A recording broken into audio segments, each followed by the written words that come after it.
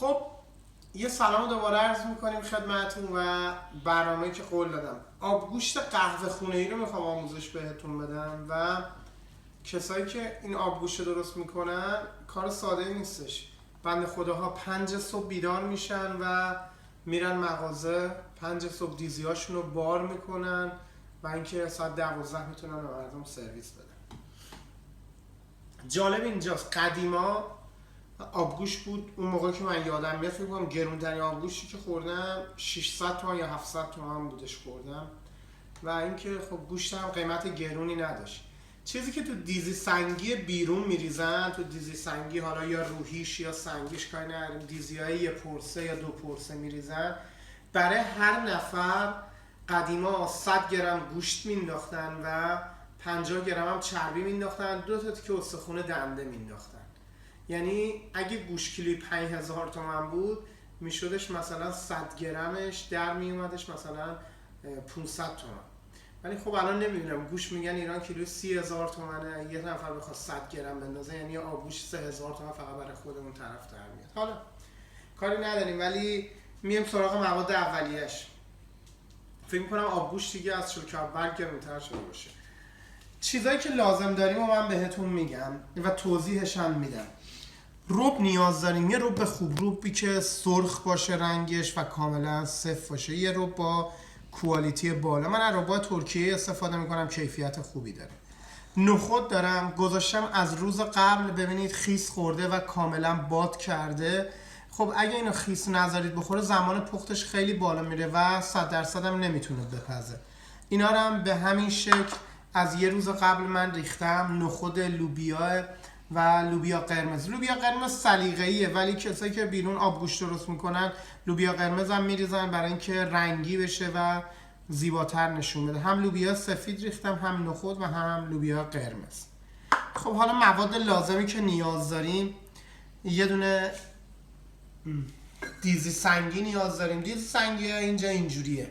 اینو من از فروشگاه ویتنامی خریدم و خب ویتنامی‌ها و چاینیزا توش غذا درست میکنن تا تقریبا 600 درجه سانتیگراد هم میتونه روی حرارت بمونه و دقیقاً کاری که دیزی سنگی خودمون میکنه اینم میکنه. دیزی سنگیامون لابدار بودن، اینم لابداره و خورشته و غذاها رو هم میتونه به همون شکل در بیاره. خب 4 تا دونه سیب زمینی نیاز داریم، یه دونه گوجه فرنگی حتما. شما دیزی سنگی که بیرون خورده باشید حتما یه برش روش گوجه فرنگی هست. حالا میام سراغ ادویه هاش چیزایی که هست: فلفل سیاه، زردچوبه، فلفل قرمز و نمک. حالا میایم اینور سراغ پیازش. 2 تا دونه پیاز نیاز داریم، من میذارم کنار. این گوشتی که گرفتم این گوشت نامبروانه، این چربی رو هم بهش میگن شعله. حدود اینو من دارم برای 4 نفر درستش میکنم. حدود 100 گرم شعله دارم، زیادم نمیخوام پرچرب باشه. یادته بهتون گفتم 2 تا تیکه هم استخون مینداختن. استخونی که مینداختن استخون قلوه‌گاه یا همین ریبزه. ببینید این الان یه قلوه‌گاه کامله، من وسط نصفش کردم. بازم من یه تیکه‌شو نصف میکنم، بهتون میگم چاقو رو میندازید تو بنداش، به این شکل راحت میتونید کاتش کنید و ببرینش، خیلی راحته بریدنش. خب من یه دونه ریبز کامل داشتم و حالا یه چیز جالب بهتون بگم.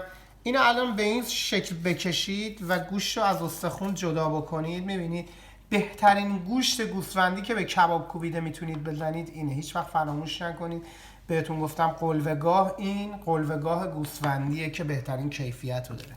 خب این قسمت استخونم و این گوشت لذیذشو، خب میخوایم که همه استخونم روغنش توی آبگوشتمون در بیاد.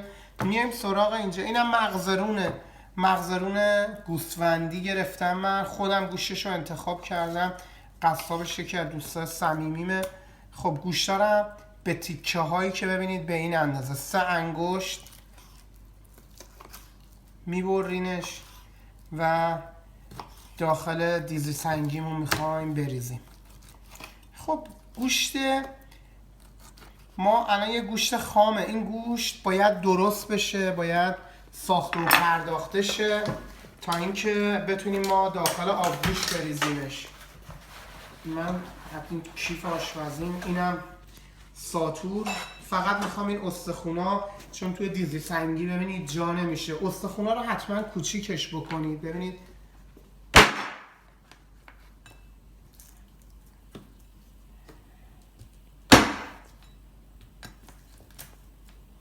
استخونا رو یه ذره کوچیک‌تر میکنم.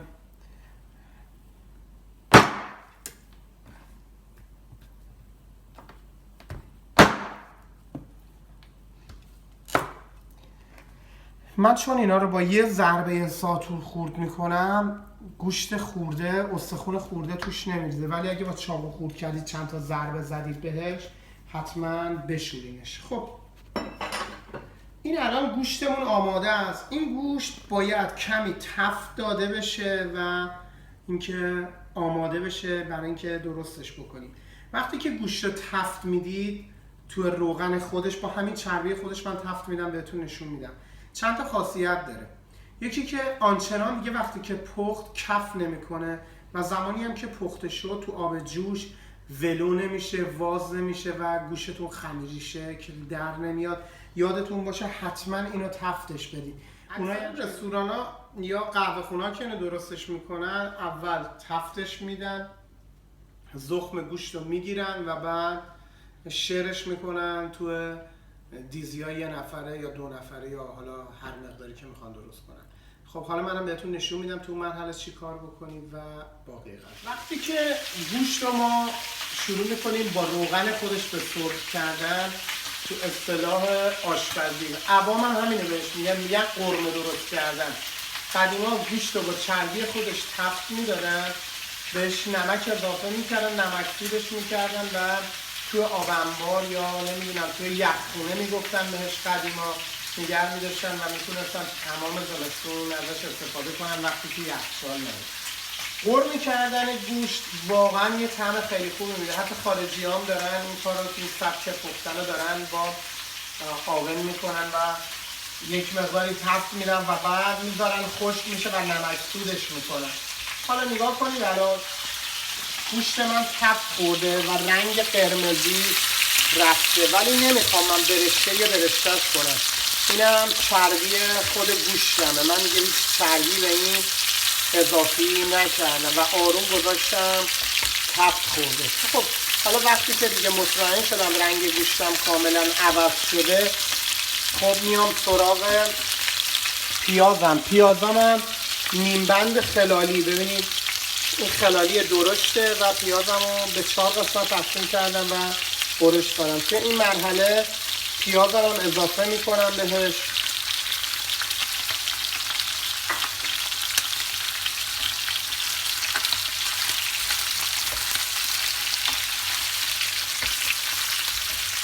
خب حالا دیگه وقت این رسیده که دیگه ادویه‌امو اضافه کنم. ما تمام ادویه‌هامون رو بهش میزنیم الا نمک، چون نمک باعث سفت شدنش میشه. نمک تو مرحله آخر اضافه میکنیم. البته اینو بهتون بگم دیگه این آبگوش اصلا هیچ زخمی نداره. 1/4 قاشق چایخوری بهش زردچوبه اضافه میکنیم. فلفل سیاه فقط برای اینکه خوش عطرش بکنه. فلفل سیاه هم زیادش نمیزنیم که میخوایم رنگش روشن باشه آب گوشتمون. یه مقداری هم فلفل قرمز، نه خیلی زیاد، به اندازه ذائقت. خب ادویه ها که میکس شد دیگه نوبت مهمترین قسمت این آبگوشته. این آبگوشت رو امیدوارم که میل بکنید و میتونید کاملا احساس بکنید که به چه شکل این آبگوشت طعمش میتونه متفاوت بشه. خب میایم سراغ ربش. ربم 100% من رب خوشکیفیتی دارم، ولی با این حال بازم بهش اعتماد نمیکنم و سرخش میکنم.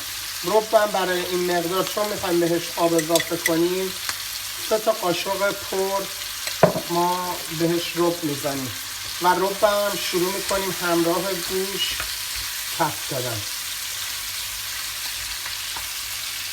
اینو کاملا تفتش میدیم و زمانی که با تمام جاهاش تفت خورد و رنگ خودش رو ول کرد من دوباره فیلم میگیرم براتون و نشونش میدم.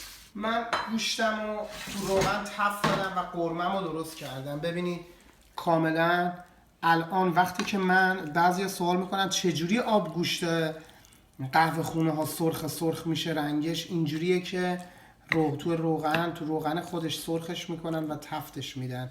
و یه چیز در مورد این ظرف بهتون بگم، هیچ وقت اینا اول روی حرارت نذارینش و اینکه اول بذاریدش اینجا کنار، داخلش مواد رو اضافه کنید، بعد آب جوش رو اضافه کنید، بعد حتما ببرینش روی گاز. خب من آبم رو گذاشتم از قبل جوش اومده و اینا رو خالی میکنم داخل ظرفم.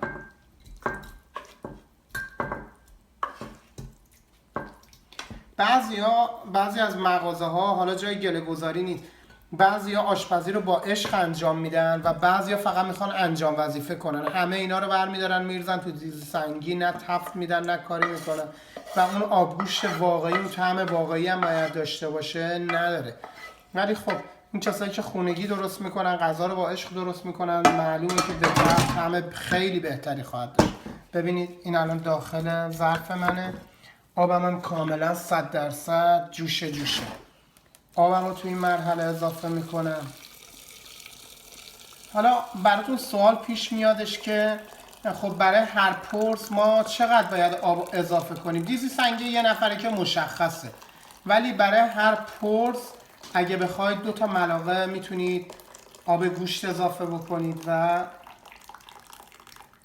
خیلی راحت. خب من اینو پرش نکردم چون قراره نخود لوبیام بهش اضافه بشه. من برای اینکه حرارت ظرفم دوباره بالا بیاد میذارمش روی گاز و زمانی که یک مقداری قل خورد و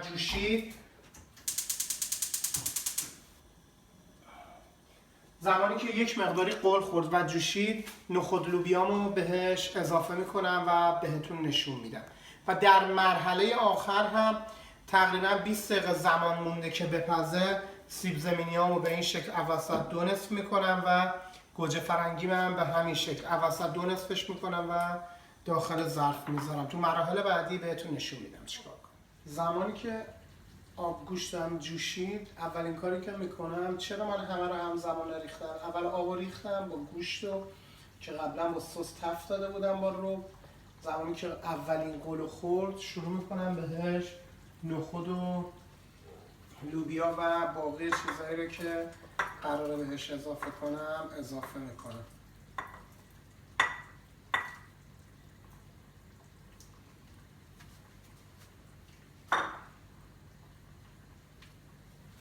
اینم از نخود و لوبیاش. خب حالا در اینو میبندم، این قراره به صورت آرامپز عمل بکنه.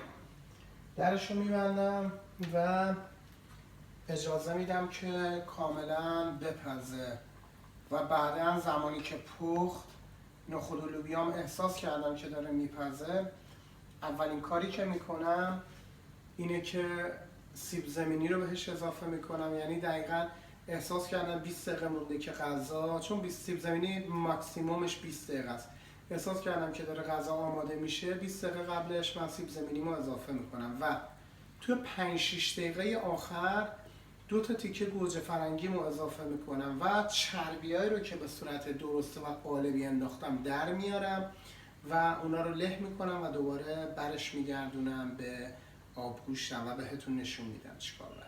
خب نخود لوبیامو من ریختم و با گوشتم داره میپزه، تقریبا داره قل میخوره. الان زمانیه که سیب زمینی ها رو ما با پوست همیشه میندازیم و الان زمانیه که باید سیب زمینی ها رو من بهش آروم اضافه کنم. همیشه توجه داشته باشید سیب زمینی رو اضافه میکنی یه مقدار حجم آبتون بیشتر میشه، باید اونم در نظر بگیرید. خب و سیب زمینی من میره برای آماده شدن. 10 دقیقه مونده که آماده بشه، گوجه فرنگی رو روش میندازم و دوباره براتون فیلم میگیرم. خب من منتظرم که اینجا جوش بیاد آبم و البته این آب جوشه، ظرفم یه مقداری سرده، این ظرف حرارت رو تو خودش میتونه نگه داره. فقط میخوام بهتون یه چیز بگم، شما همه سوال میکنید چجوری میشه یه آبگوشت سرخ داشت. ببینید این آبگوشت تازه آماده نشده و نجوشیده، وقتی که بجوشه چندین برابر بیشتر رنگ ول میکنه و من رب زیادی هم بهش نزدم، 3 تا قاشق بهش رب زدم ولی تنها کاری که کردم رب و تف دادم تا به اینکه به یه جایی برسه که یعنی نزدیک ته گرفتن باشه، نزدیک سوختن باشه، ولی هیچ وقت نذارید ربتون بسوزه. تا جایی که جا داره سرخش کنید و بعد به هر موادی که اضافهش کنید ببینید یه رنگ خیلی قشنگ میگیره. من برای قیمه هم همین کارو میکنم، همیشه قیمه هم سرخه. خب وقتی هم که جوشید بهتون نشون میدم. نخود و لوبیا رو بهش اضافه میکنم و درش رو میبندم، همزمان نخود و لوبیا با گوشتم تقریبا 10 دقیقه دیگه غذا من آماده است. همه چی رو بهش اضافه کردم و این دوتا گوجه فرنگی رو به رسم آبگوشت قهوه خونه‌ای میندازم داخل دیزیم و زمانی که یه مقداری میپزه خودش میاد رو وای میسته. و این دنبه‌ای هم که من داخلش انداختم، ما بهش میگیم شعله. این یه تیکه دنبه‌ای هم که انداختم به این صورت میتونید برای من نزدیک بگیرید. به این صورت خوردش میکنم و کاملا لهش میکنم، نه زیاد و میندازم روی آبگوشتم برای اینکه قل بخوره و اون روغن انتهاش روش وایسه. کلا 10 دقیقه دیگه غذای من آماده است. وقتی که آماده شد قسمت آخر بهتون نشون میدم که دیزیم به چه شکلی در اومده. خب غذا ما آماده شده و من پرده برداری میکنم از این آبگوشت. اول بهتون بگم چیا کنارش میاد. ترشی میاد، پیاز میاد، لیمو میاد و سبزی خوردن. خب بیایم سراغ آبگوشتمون. اینم از آبگوشتمون. ما روغن سرش نریختیم، این روغن خودشه، کاملا جوشیده پخته. خب حالا قبل سرو کردنش چیزی که تو آبگوشت قهوه خونه‌ای رسمه، یک مقداری فقط خیلی کم، یه مقدار خیلی کم به همین اندازه گرده دارچین روش میریزن و این غذا رو سروش میکنن. حالا میتونید برای نمای نزدیک بگیرید. حالا ببینید اگه میخوایم بفهمیم این آبگوشت خوب شده یا نشده، زیادی رنگ زیر روش تفاوتی نداره، کاملا صاف و یه دست. و گوجه فرنگی هم بهتون گفتم وقتی که بپزه میاد رو وای میسته. گوشتمونم کاملا تمامش پخته. خب فقط این غذا رو من درست کردم. بهتون بگم که من به نظرات شما احترام میذارم و اینکه باورتون نمیشه اینکه شما لبخند بزنید موقع خوردن غذا و اینکه از غذاتون لذت ببرید، همین برای من کافیه. یه فیلم زحمت خیلی زیادی داره، من و همسرم با هم دیگه این کارو داریم انجام میدیم و ایشالله به امید اون روزی که همه آشپز حرفه‌ای بشن، همه با عشق کار بکنن و اینکه امیدوارم تمام شما آشپزی رو بتونید به راحتی یاد بگیرید. فقط تنها خواهشی که ازتون دارم و درخواستی که ازتون دارم اینه که فیلم‌های ما رو تو اپلیکیشن‌های دیگه به اشتراک بذارید و اینکه پیج پرژین کوکینگ کورس رو فالو بکنید. اینی هم که می‌بینید صدایی که میاد یه پاپی کوچیک گرفتم و صدای این پاپی هست که میاد تو فیلم، دیگه نمیتونم کاریش بکنم. امیدوارم که شاد و خرم باشید. خدا یار نگهدار.